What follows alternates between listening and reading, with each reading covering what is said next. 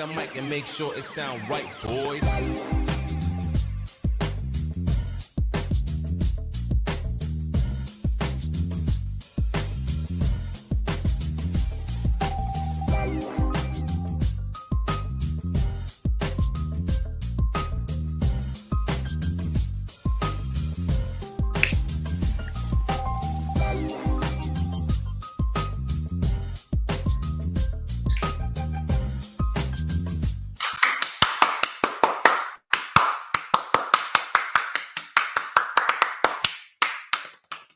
Ladies and gentlemen, I'm the one and only DJ Storms, and I would like to welcome each and every single one of you to the very first stream of the new year, 2023. We're going to kick it off right.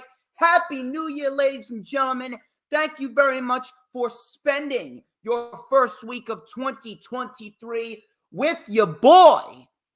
And we got a lot of good material to get into because we got a nice solid show coming up on Friday evening at 11 p.m. following Rampage. But as of course you already know who I am, Mr. Controversy and the operator of the best damn Twitter handle.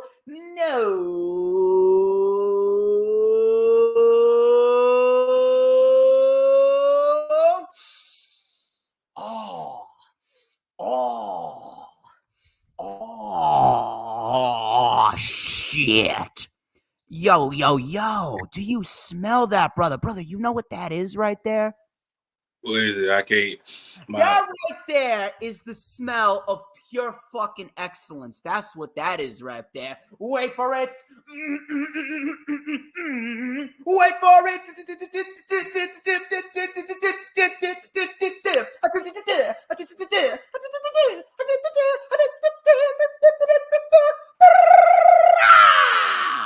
To mankind. And this is the official rundown for AEW Battle of the Belts, part number 5, which of course, like I said, streaming live on TNT at 11 p.m. Eastern Time following AEW Rampage this Friday. We got a nice, solid amount of people in the chat so far. I'm pretty sure we're going to get more. We got Dee, Peanuts, Big Boy Johnny. Thank you very much for stopping by. But I'm not alone, as you can see. Here with me is my brother from Middle U.S., coming to us from Indianapolis, Indiana. He's a lifelong wrestling fan, DJ Storms, posse member, my go-to when it comes to Battle of the Belts. Please help me welcome back to the channel once again. First time since August, I believe, my boy, little Stevie. How you doing, man? Been great. It's been that long? Damn. Yeah. That long? Hey, time passes, but I'm doing great though. How everybody else doing in the chat? I'm happy to be here again. I'm happy this is a traditional thing. Thank Yeah, watch yourself, Stevie. It looks like the women love little Stevie. Yeah, you've been knowing this. Anywho, I'm happy to be back though. I'm happy this is a tradition that we do almost every year. This is the 5th year in a row that we've done this. Hopefully next year, with number 6, we here again doing the same shit. Well, you weren't here for the 4th one though, but you were here for everyone before, so this is your 4th. This is your 4th time. Damn, I wasn't here for 4. We got to make up some going on, but either way, you were here for the first 3. Yeah, but I'm here.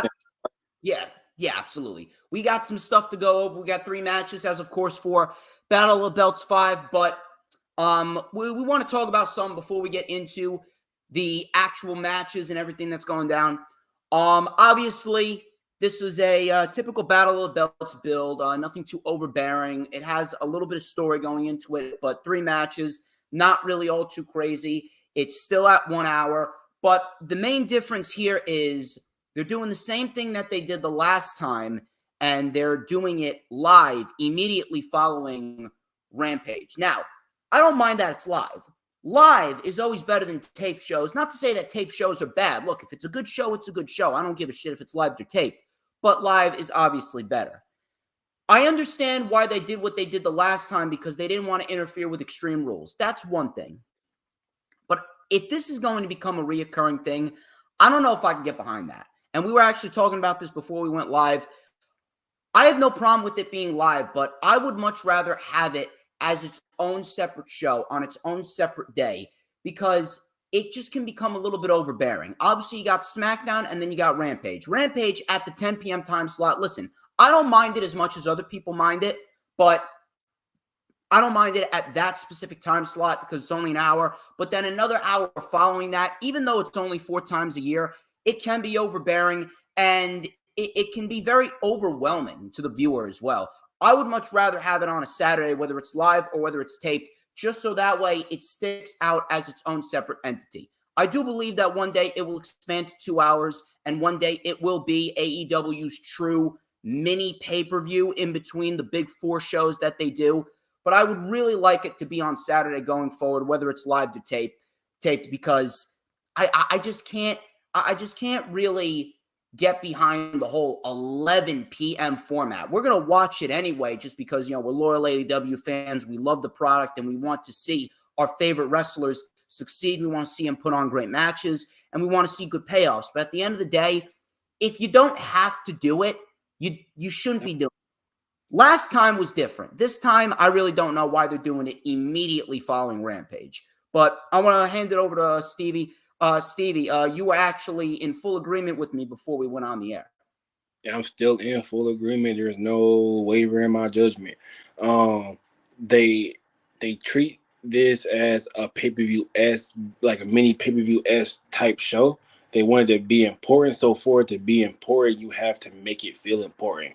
And coming right out of Rampage, and I hate to say it, but sometimes Rampage doesn't feel important.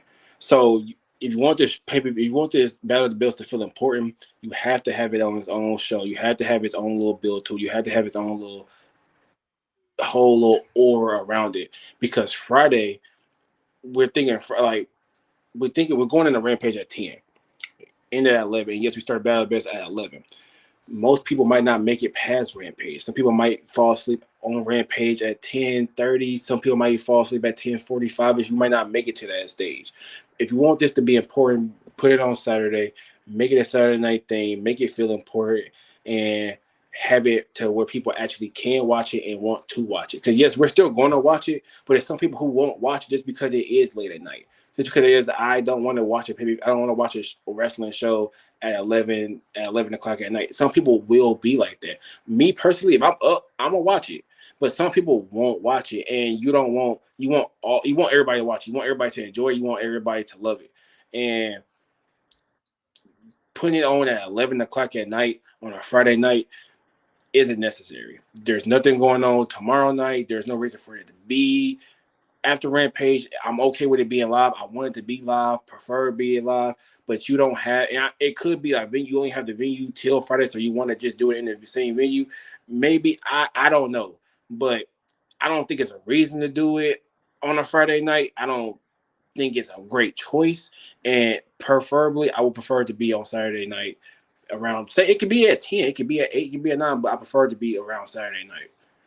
Yeah, absolutely. It just seems rather unnecessary this time, considering, like you said, there's really nothing going down on Saturday, so it wouldn't really make too much sense. Now, it's a little bit easier for me in terms of content because now I don't necessarily have to go live on Sunday to talk about it separately.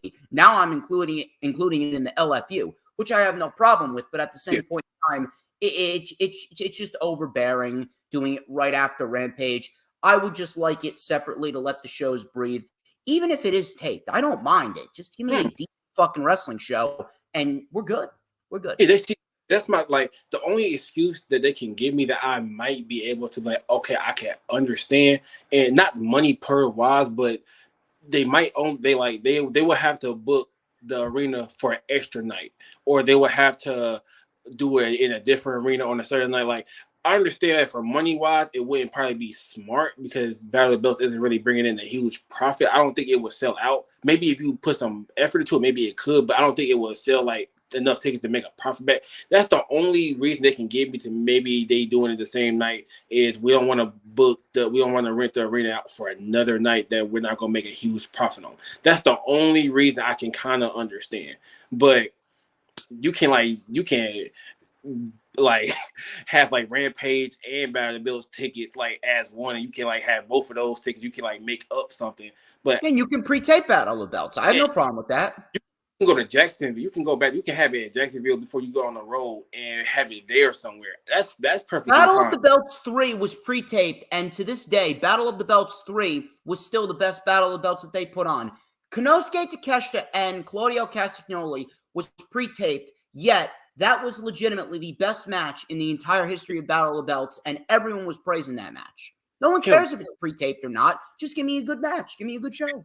Pretty much, but hey, that's the only.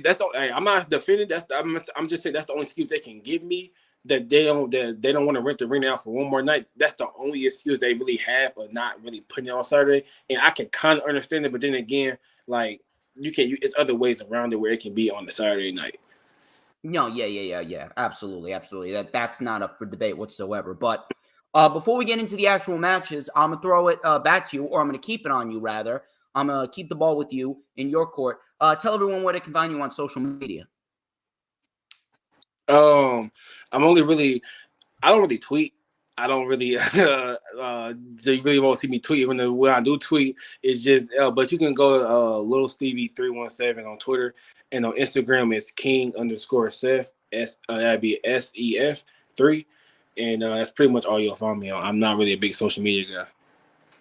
When you can find him on social media, trust me, he's a very chill dude if you want to go get to know him. Obviously, I am very active on social media because I got a brand I need to promote. You can find me on social media at HistoryMakerDJS, both on Twitter and Instagram. You can also add me on Facebook as well, like the official DJ Storms business page. And I may just send you an invite to join the official DJ Storms Posse group on Facebook.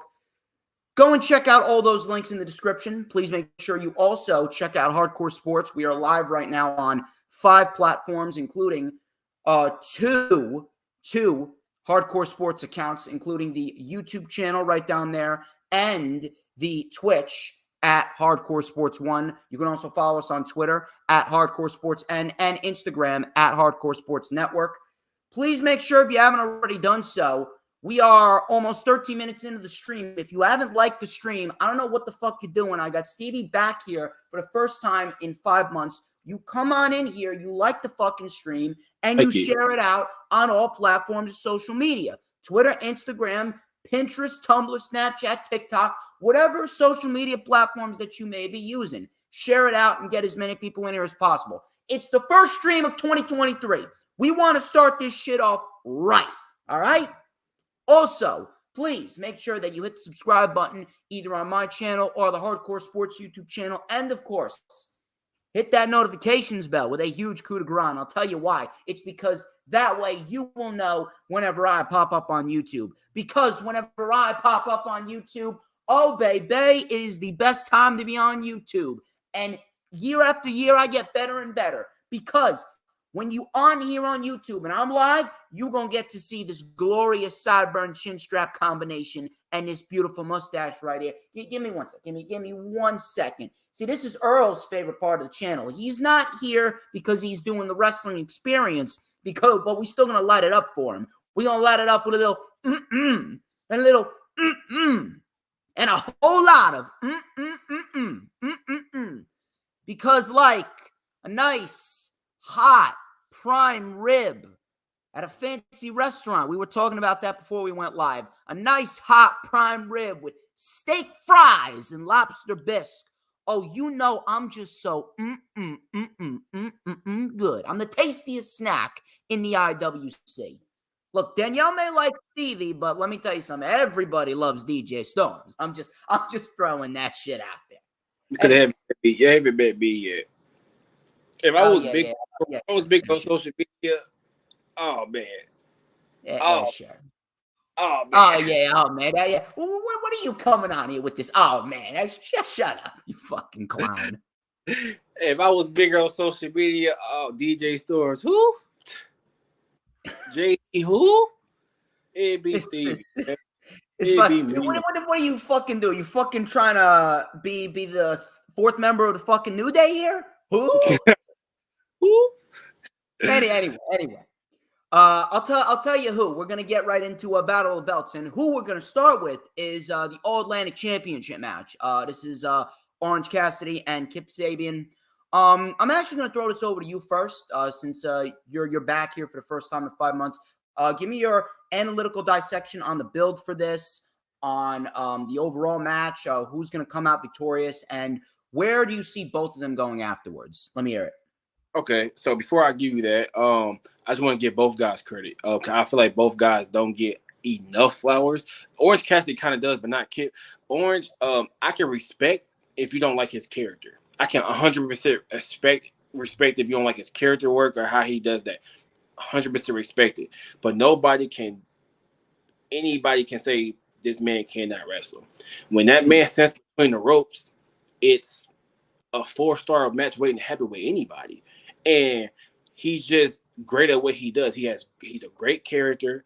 Well, he's great at his character. You might not like his character, it might not be a great character, but he's great at doing his character work. And he gets it over well. He's a fan favorite. He's one of the hottest baby faces to me. Besides Adam Page and John Moxley, Orange Cassidy is up there. Like, yes. People love Orange Cassidy because his work speaks for himself. So I just want to give him up. And Kip, I love Kip. Kip is great. Kip is very underrated. He's doing that whole development where he's trying to find his character, find his niche. But I feel like once he find his niche and once he find what's really fits Kip can be a real nice glove fit because he's really great at what he does. But I think the match will be great. I don't think it'd be a very long match. Probably 10, 15 minutes at the most. But I feel like sweet spot, so I'll go with that. Yeah, I think it'd be a really great match. I think it'd be more fast paced, jaw dropping. Let's really get the crowd into it. Match with the other match you have on the card. That's why I feel like it would be the best to get the most out of this match itself and the most of the guys in it. Of course I see Orange retaining it. And Orange, it's a lot of ways he can go. It's a lot of people coming up who can get the All-In Championship away from Orange. Miro's always option, but it was a story that Miro didn't want to lose to Orange to begin with, so it could be a thing. So I don't think they will do that. I mean, if Miro's going to win the championship and go forth with the championship, they could do that, but that's just one option.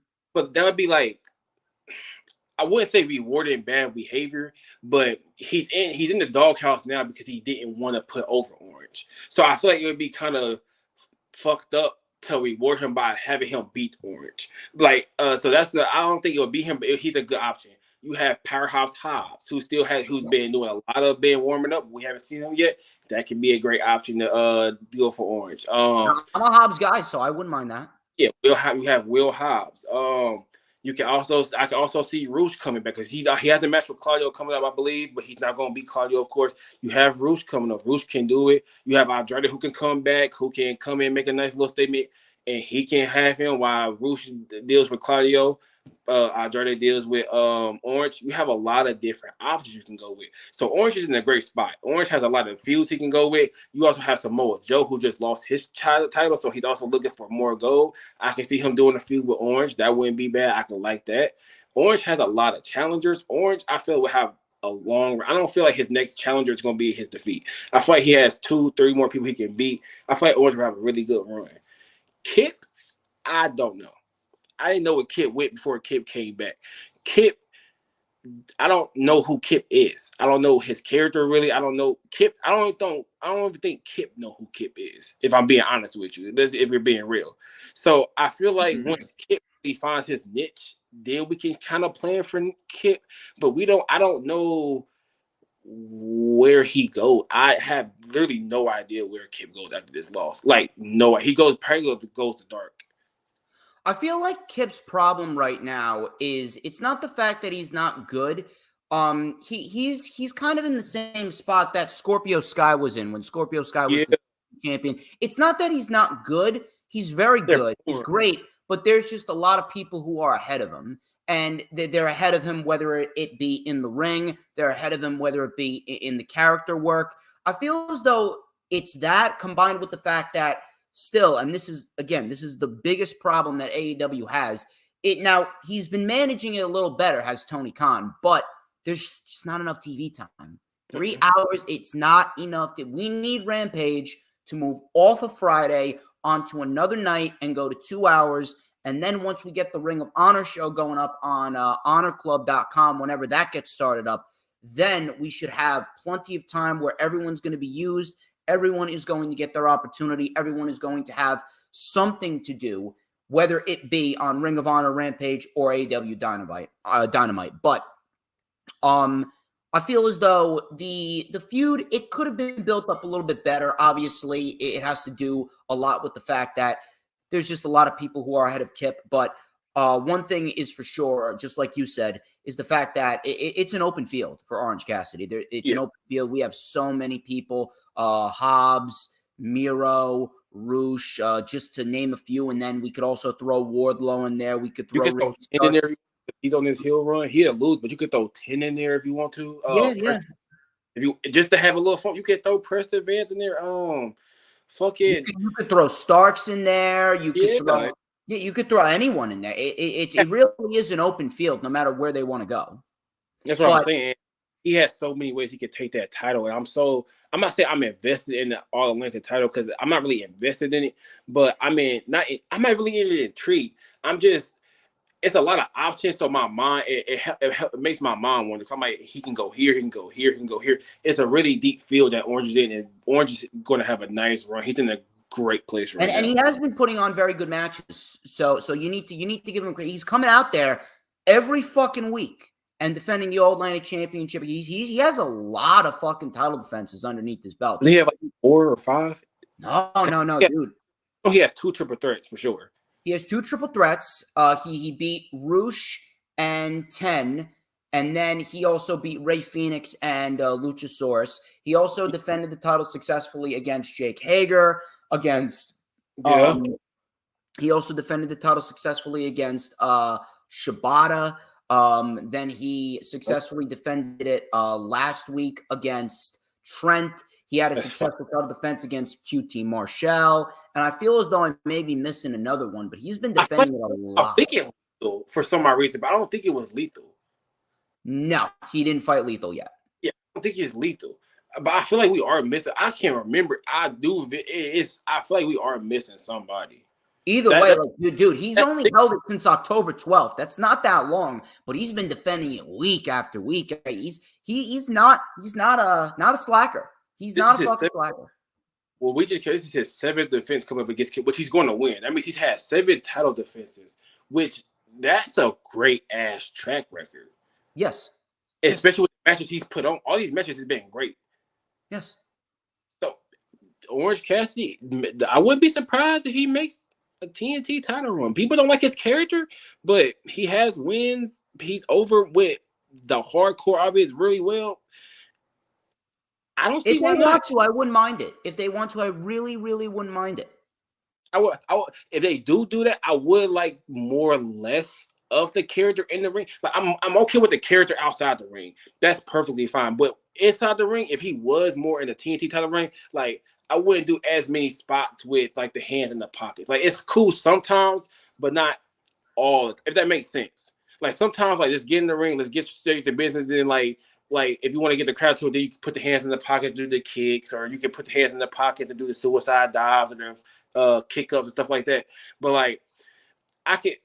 If you want to make him into a more serious competitor, like more into those reps, I thought you had to make his character as serious in the ring, if that makes sense. You know who I would love to see take the title off him when the time is right? Luchasaurus. Because Luchasaurus is a monster fucking heel. Especially after the match that he put on with Jungle Boy. The 2 matches that he put on with Jungle Boy. I mean, Luchasaurus can perform at a fucking high level. I know a lot of people lean towards Jungle Boy, but Luchasaurus, he's very underappreciated. I feel as though it's either going to be him or it's going to be Hobbs, especially mainly because Hobbs, he's been getting a lot of promo packages and he's definitely an individual to watch out for this year. Or here's something before I let you say what you got to say. You want to know who would be a banger of a fucking match, and if they want to go this route, Swerve. Darby and Swerve? No. Cassidy and Swerve. Ooh. can see that. I mean, just, take the title out, take the characters out. Think about the in-ring action. Think about that. Swerve has a temper. Cassie would do the little kicks, the little bullshit to piss him off. It would give him. I can see the dynamic will work. You had the dynamic. The dynamic will work. And in the end, they both kind of wrestle the same. Swerve's a little bit more hard hitting, but yeah, I can see it. If you want to really get Swerve over as a heel more so, I would not mind if Swerve takes the All Atlantic Championship from Cassidy after his feud with Keith Lee. I wouldn't mind that at all because they put a title on Swerve. But my thing is, they're putting a lot of stock in Swerve. Swerve has got a lot of big wins. And He already has a tag team title reign. He put on a match of the year candidate with the Acclaimed.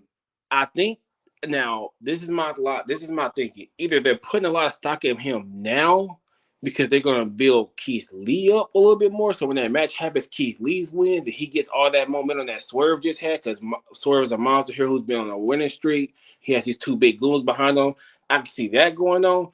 Or I can see even when they still kind of do that, but Swerve even beats Lee.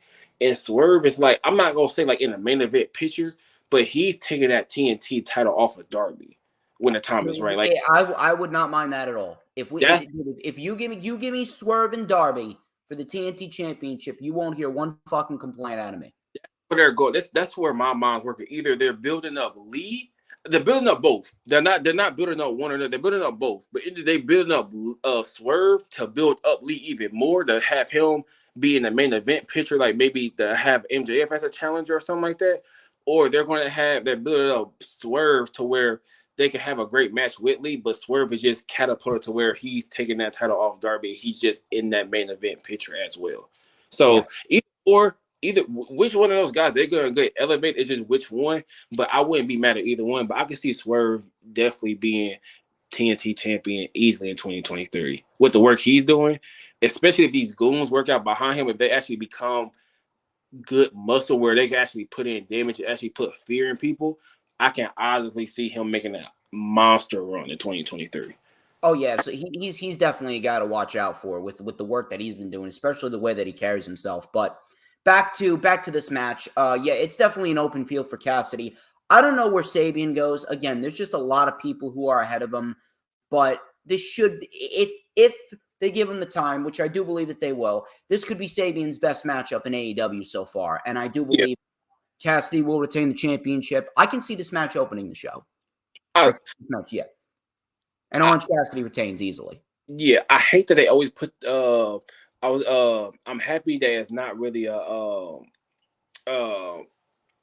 kind of hate how they always put like the women's like in the middle, like that. No, the first two Battle of the Belts, the women main evented. Yeah, man, but like when they always kind of like, I don't know, like for some odd reason, I don't know, but like when it comes to AEW like events, like they like to put the women in the middle, like to die down the crowd a little bit to bring back up.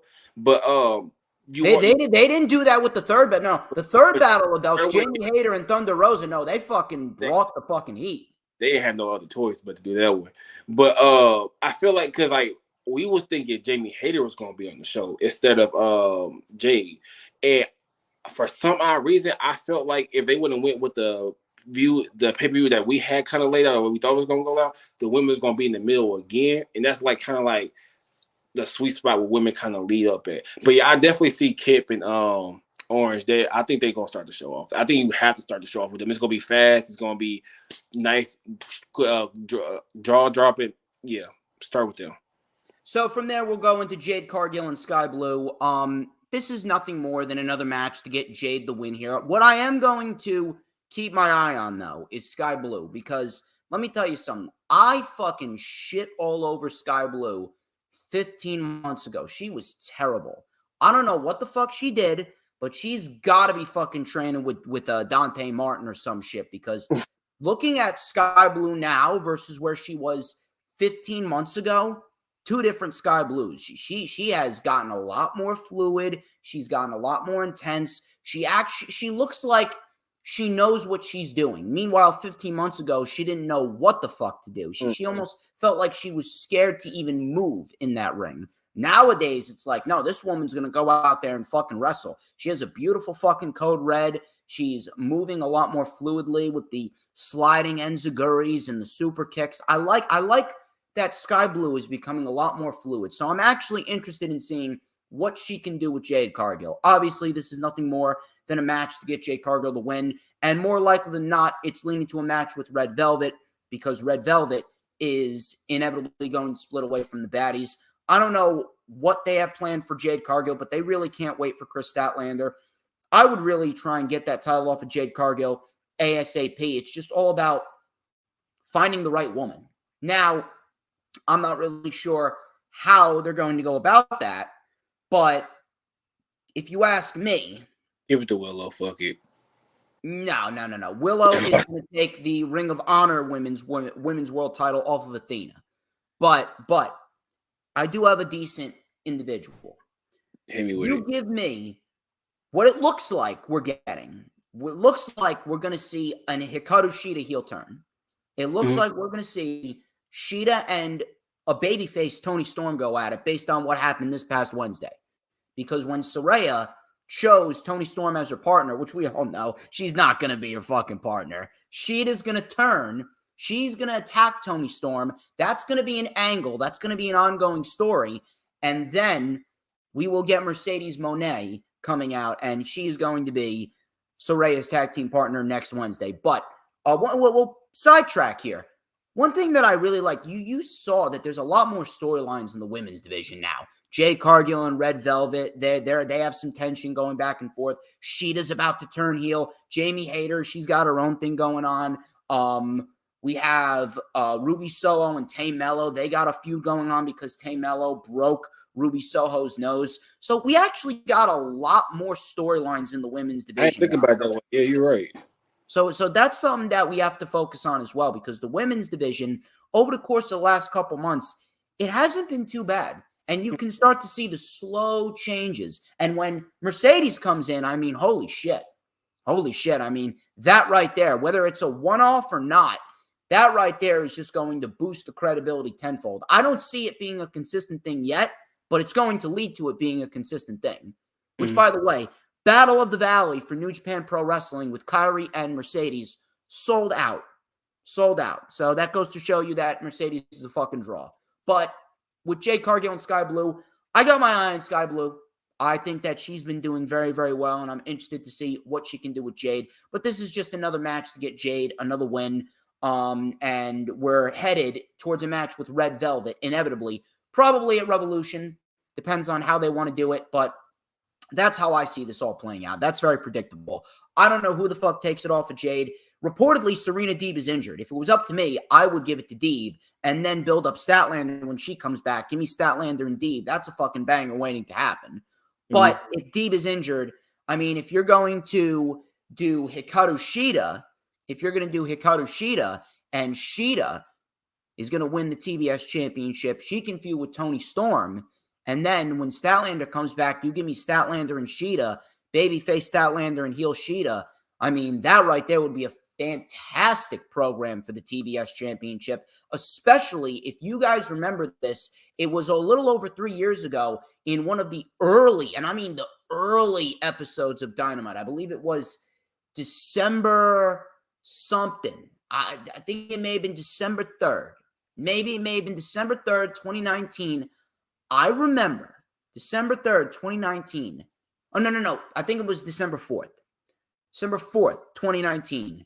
I remember a singles match between Shida and Statlander. And that was when Statlander was just starting out. And I remember that match being a fucking banger. That was like probably only the 9th episode, maybe the 10th episode of Dynamite, and that match was a banger. So if we get anything like that match between Shida and Statlander now, I mean, you could take my money there. Yeah. Where did I get a fucking start? I told you my things on Jade, and when I say Willow, I'm just saying anybody right now is a better option than Jade. And I love Jade Cargill. That's I think she's the best option right now. Turn her heel, have her win the title, and then Shida and Statlander. I love her. I love Jade. That's my baby. I love her to death. I talk greatly about her every time I see her. My thing with Jade is she hasn't progressed. We need to have that talk. Like she's getting better at some areas, but we always talk about potential. And I'm all for potential, but I feel like we get so wrapped up in potential, we're not in the now. And right now, that TBS champion and Jay hasn't progressed at all. The TBS champion has never felt important, never at once felt important. Jay Well, hasn't had it did in the beginning of her run because she actually put on some decent matches with Anna Jay and Ty Conti. And then the problem was, as soon as Statlander went down, that was the woman to beat her. It was going to be a triple threat match at All Out. Athena, Statlander, and Jade. And then Jade went down with injury. I don't know why they didn't pull the trigger on Athena, but that was one of the things that kind of deterred Jade. Another thing, they're not putting her in the ring with individuals that can help her. You're not going to get Jade progressing in a match with Nyla Rose because Nyla is not an in-ring leader. No. That's the thing. You need to put Jade in there with in-ring leaders that can help her. In-ring leaders like Sheeta, like Rosa, like Toni Storm, like Serena Deeb, like Statlander. You're not going to get her progressing if you keep on having her fight the lower tier members. That's the problem. Her match with Athena wasn't even bad. My thing with Jade, I don't think Jay's a bad wrestler. I don't. Do I think she's there yet? No, she has more work to do. But she's in the middle. Yeah, she's in the middle, but she's getting good. She's just not progressing because they're not really. Jade doesn't feel the same. She feels the exact same what she felt from 1-0 to now. Only thing is, like, she's a little bit more fluid with her moves, but Jade as a character has not progressed.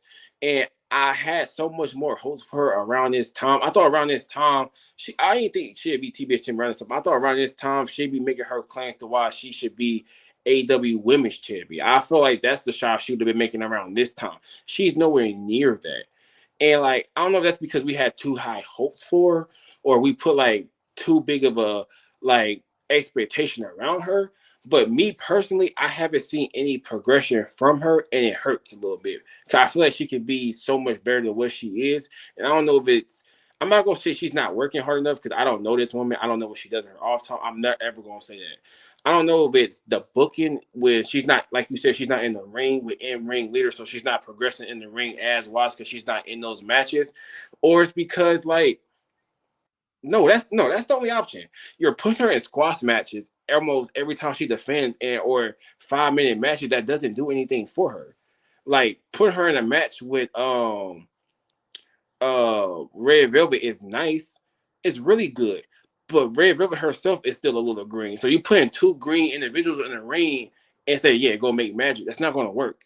And neither one of them is gonna progress because they're already working through each other. They're already working through their own struggle. Now they try to work through the other person's struggle. It's not going to help. They need somebody to help them, somebody to lead them, somebody to teach them in the ring. Hey, do this. This is how you do this more. This is how you can be fluid with this. And they're not putting Jade in that predicament. And I feel like you said, they need to put her more in ring with more in-ring leaders like a Sheeta, like a Toni Storm, like a Deeb. They did what with Athena. Just more people like that. They try to do with Madison. What's her name? Madison Rayne. Yeah, Madison Rayne. But Madison Rayne to me isn't the best wrestler in the world. Like, yeah, she's a vet and she can be an in-ring leader, but I don't think she's the best wrestler in the world. But like, I don't know what it is. Madison Rayne, it's like some days she's on, some days she's off. You know what it is with Madison Rayne? I feel like she's not intense enough. Yeah, she's too pretty. It's not that she's too pretty. It's not that she's too pretty. Listen. Toni Storm and Jamie Hayter. Jamie Hayter is a fucking goddess among goddesses. I mean, let's be real here. But Jamie Hayter looks like when she wrestles, she looks like she can fucking murder someone. She looks like she can snap someone's fucking spine in two with that backbreaker. What you just said? What you just said? Jamie Hayter herself is a very beautiful woman. But she doesn't wrestle like a beautiful woman. She wrestles like she's a gladiator trying to fucking kill you. Yes. Madison Rayne's a very beautiful woman, but she wrestles like a beautiful woman. She doesn't wrestle like a gladiator trying to kill you. That's really people's main turn off with women wrestling. It's not intense enough. It's too pretty. Da da da. They don't watch Jamie Hayter matches. They don't watch Britt matches. Britt can get down when it needs to get down. They don't watch Thunder Rosa matches. They need to watch they need to showcase Toni Storm. Even Serena Deeb is a beautiful one, but she can get down when it needs to get down and get gritty. And they need to showcase more of that. And they are. They are. But that part of women wrestling is the best part of women wrestling, is a beautiful woman like a Jamie Hayter, like a Bailey, like a Sheeta, like a Statlander, but they wrestle like a grown ass man. If that makes sense. No. I completely understand. Completely understand what you're saying right there. But we both got Cargill on this. She ain't losing that title. But here's what I will say. If you don't want to do heel versus heel, I would like to see Ruby Soho actually revisit the feud with Jade Cargill. And I like to see Ruby Soho get the win. Yeah, why can't Ruby win? You can't do it. Have her finish up with Ty Mello, have her beat Ty Mello, and then she can move on, and Ruby Soho can get the TBS championship. Simple. And to be honest with you, this might be a hot take. I would not mind Red Velvet winning. I would when it does go to the field, I would. You know what? I wouldn't either. Because you know what? Red Velvet's actually a better wrestler. Red Velvet has some decent matches underneath their belt. Yeah. Her and Britt Baker put on a very good matchup on the first episode of Rampage. Yeah, hey, and you have a lot of great heel women wrestlers on the thing. You can have Sheeta. You can do what you said with Sheeta and Statlander, but in reverse. You can have Sheeta beat Velvet as the heel, and when Statlander come back, she's the baby face chasing the title. So it all depends on when Statlander's coming back. It all depends on when she's cleared. When she's cleared. You can do what you said, but in reverse. So I wouldn't mind Velvet winning, just because it'd be something new, something refreshing, and might be better at the end of the day. Yeah. And then we got the match that I believe is going to be the main event. This was confirmed this past Wednesday. The Acclaimed versus Jay Lethal and Jeff Jarrett. No holds barred match for the AEW World Tag Team Championships. Listen. I know for a fact that you got some stuff to say about this, but I'm sticking to my guns, and I'm going to tell you, I don't mind it as much as others. I'm not saying that it's great, but they haven't overstayed their welcome. It hasn't been going on very long. It hasn't been eating up chunks and chunks of TV time. It's been, 4 weeks? Very, very short. And on top of that, listen, you can hate on Jeff Jarrett and Jay Lethal all you want, but the match that they put on last night, it was fun as fuck. It was fun as fuck.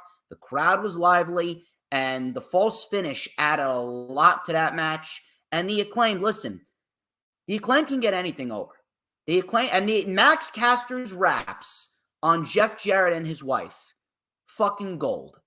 You have to admit, it was fucking gold. And you know what? This feud's going to wrap up tomorrow. It's a no-holds-barred match. I expect this match to be better than the one that we got last night. It's going to be chaotic. We're going to have weapons, and the Acclaimed are going to win. I listen, if this is over tomorrow, I can't necessarily sit here and say, yeah, this was a bad move.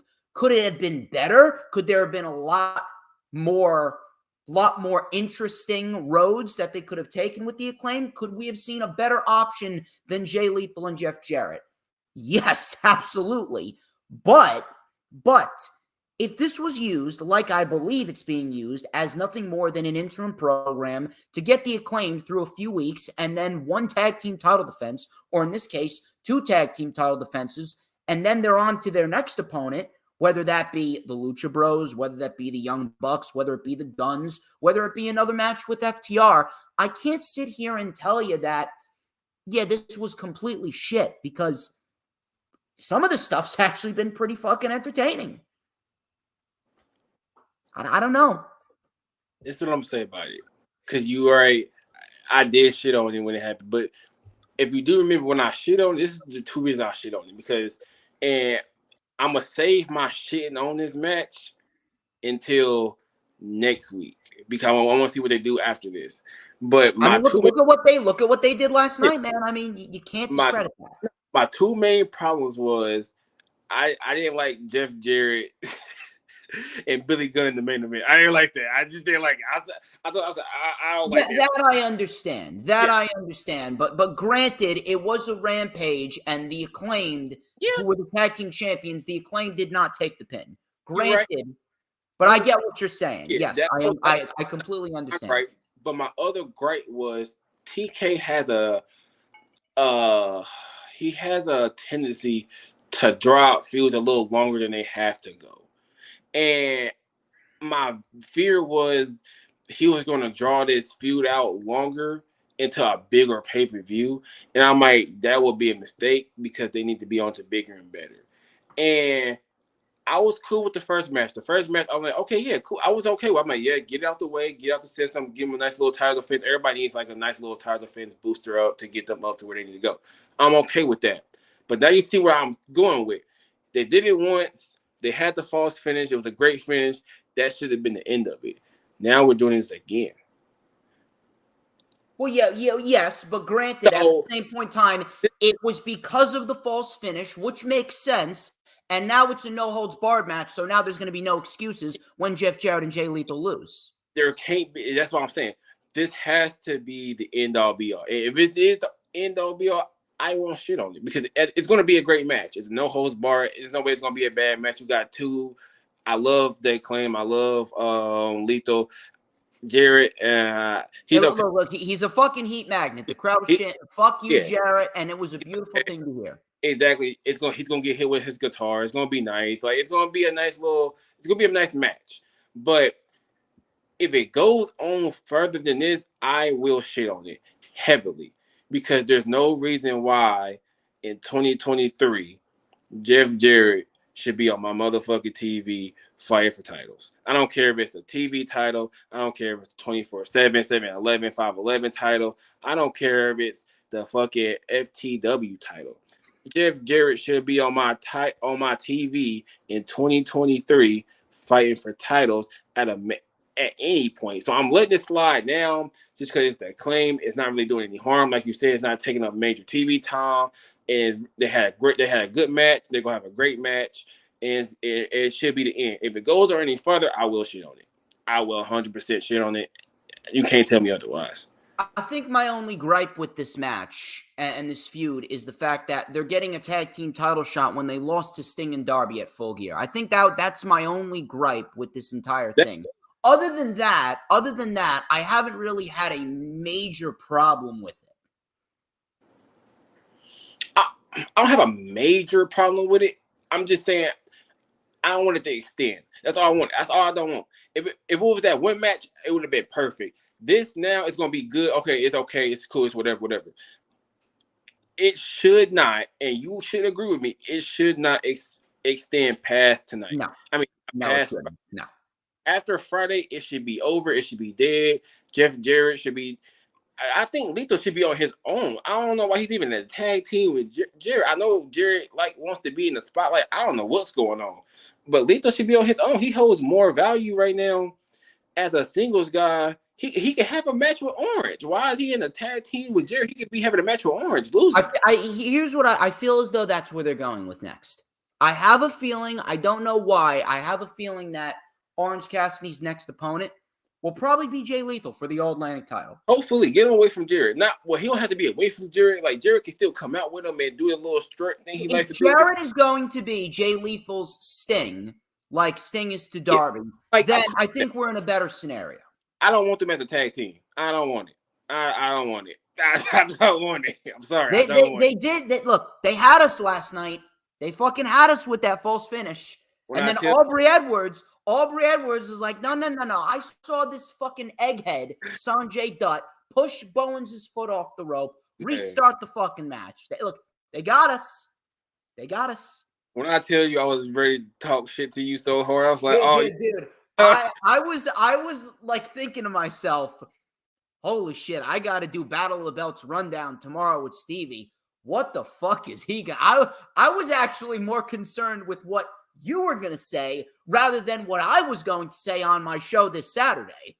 I was gonna talk shit. I ain't gonna lie to you. I was gonna That's what I was waiting to see what you were gonna say, but I was on the verge of saying what the fuck just happened to going, I see what you fucking did. I see what TK did there. That's sly motherfucker.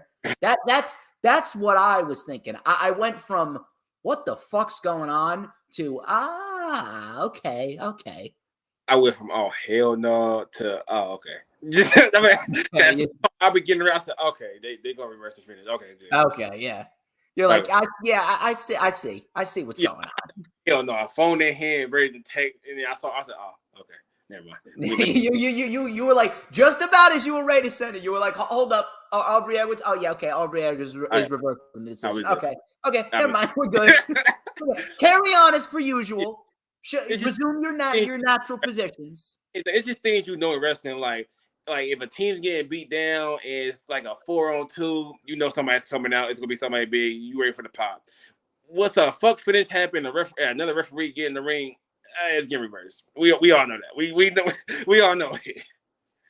I'm actually interested to see how loud the fuck you Jarrett chants are tomorrow, because let me tell you something. Portland, this is their Portland debut, and when they debut in a new city, they fucking bring the heat.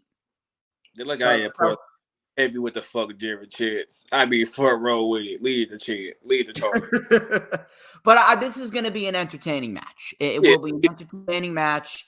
And listen, you can hate on Jarrett as well, but hey, he goes in there, he takes bumps. He goes in there, he takes bumps.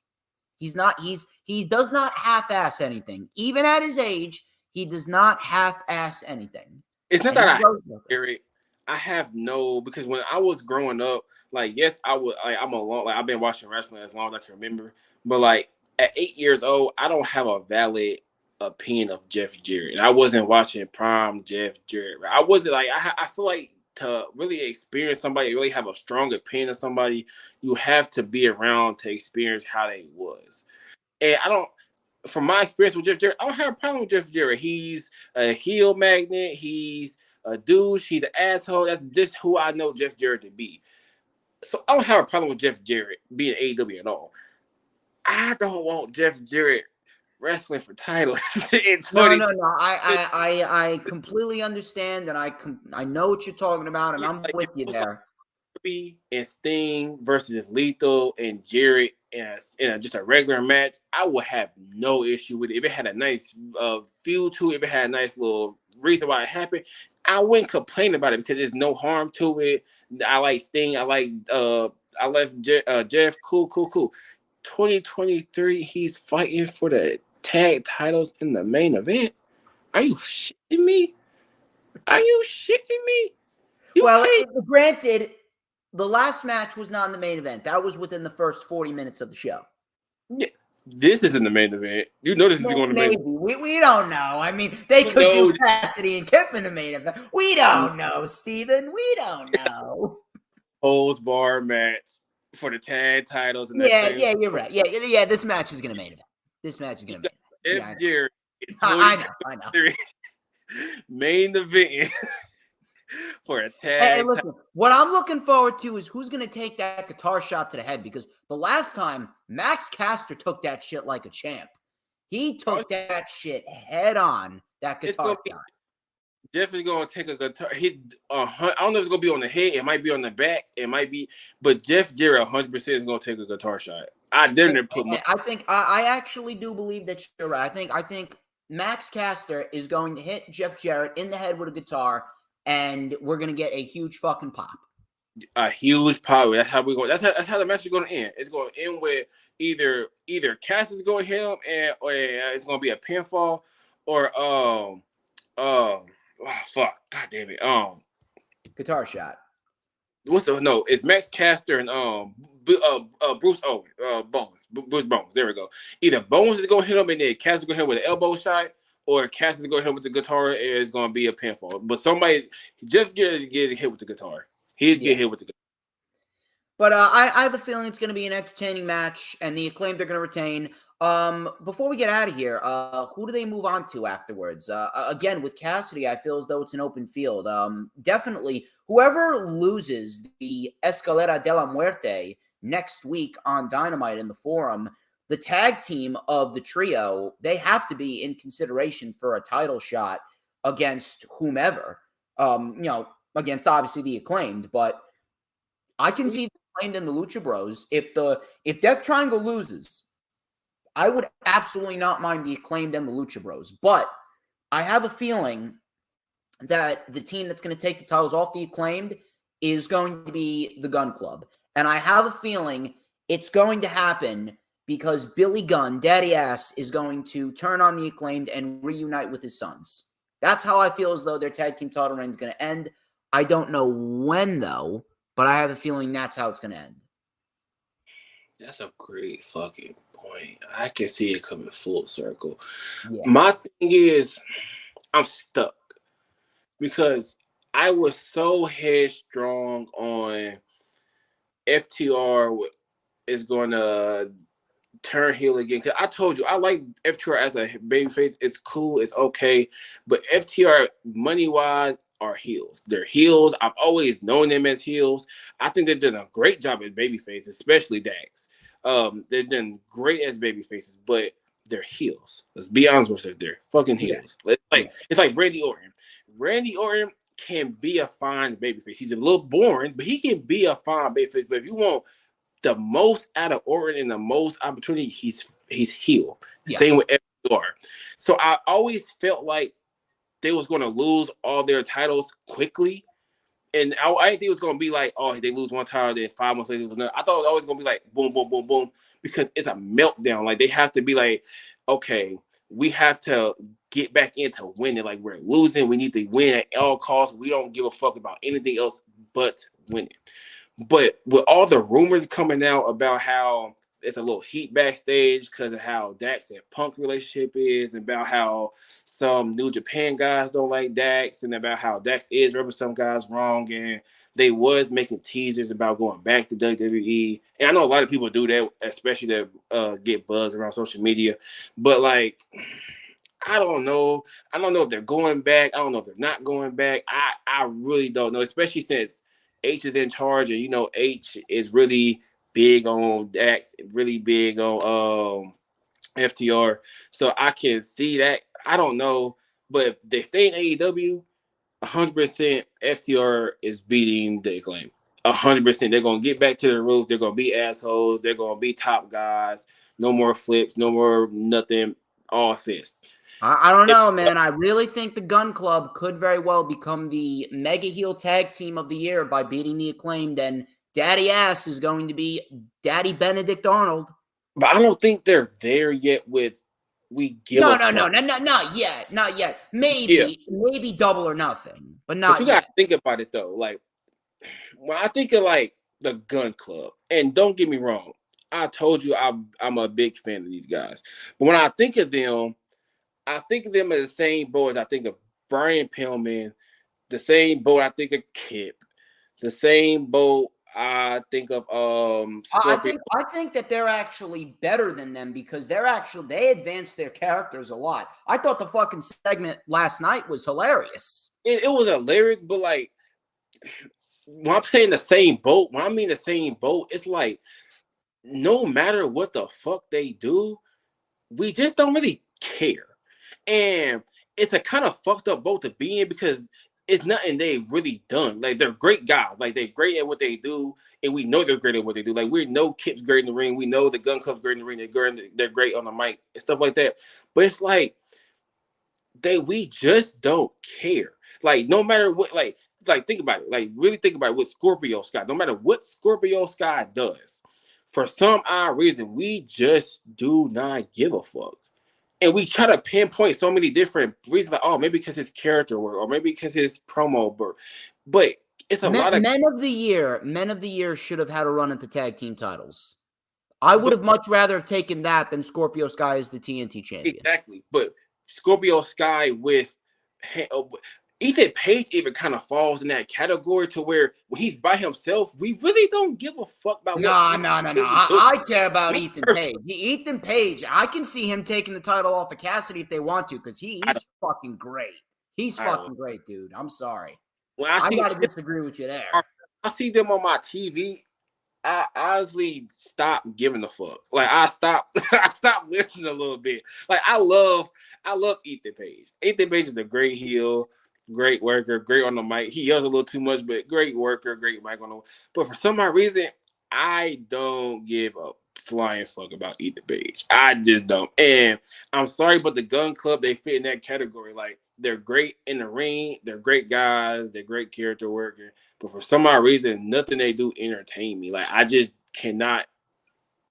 I don't give a fuck about anything they do. Anything. So if they win the titles, I feel like it would just be like downgrading the titles. I mean, listen.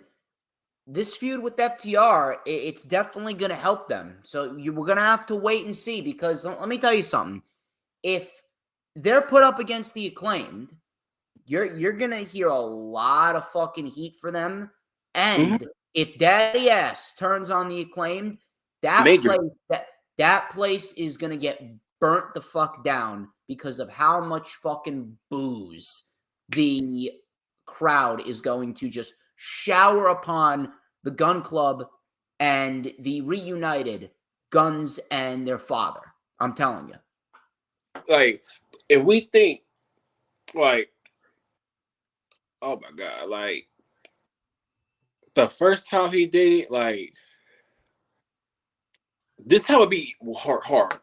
It's so accustomed to them being together. We love the character. I don't feel like it was supposed to grow this much. If I'm being completely honest with you, No, I don't think it wasn't. It just took off. It just happened. And we know what happens with things when it takes off. For some odd reason, the endings just feel so much better. It's like with the Yes movement. The Yes movement was supposed to happen. It just took off. And like when it ended, it hit harder because it wasn't supposed to be this. It was a happy, like it became like everybody loved it. Like everybody came together, like this is our thing. Like we loved it as a wrestling community. This is what we love. This is what we are. This is what we love. This is what we're going for. So for it to end and all of us, it's like Sammy in the Bloodline for a prime example. Prime fucking example. Sammy in the Bloodline was not supposed to be this long.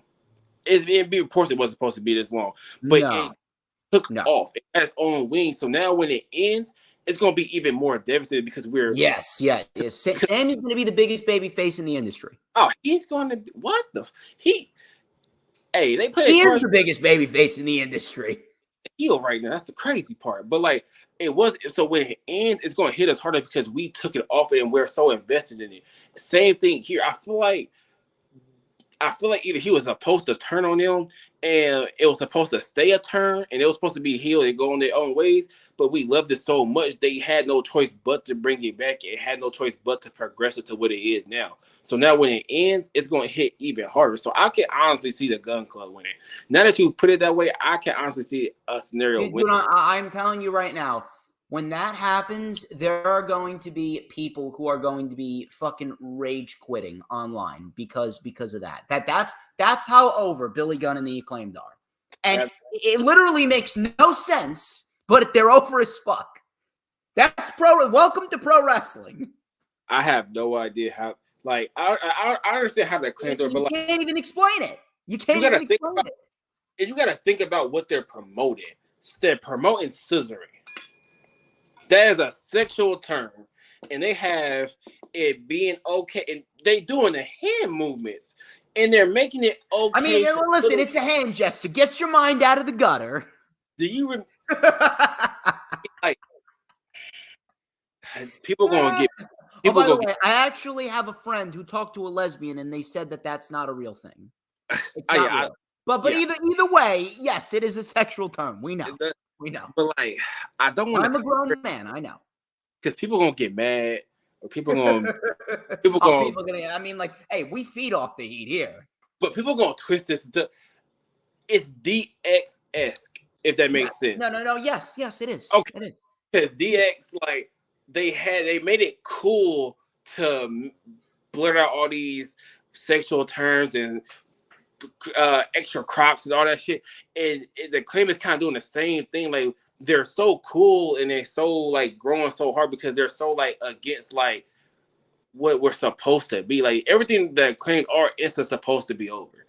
You got a rap, you got a gay guy, you got a rap wannabe who wears a goofy gold chain, who rap and you got a 60-year-old man walking Yeah. around in sweats and muscle tees and backwards hats doing scissoring hand gestures.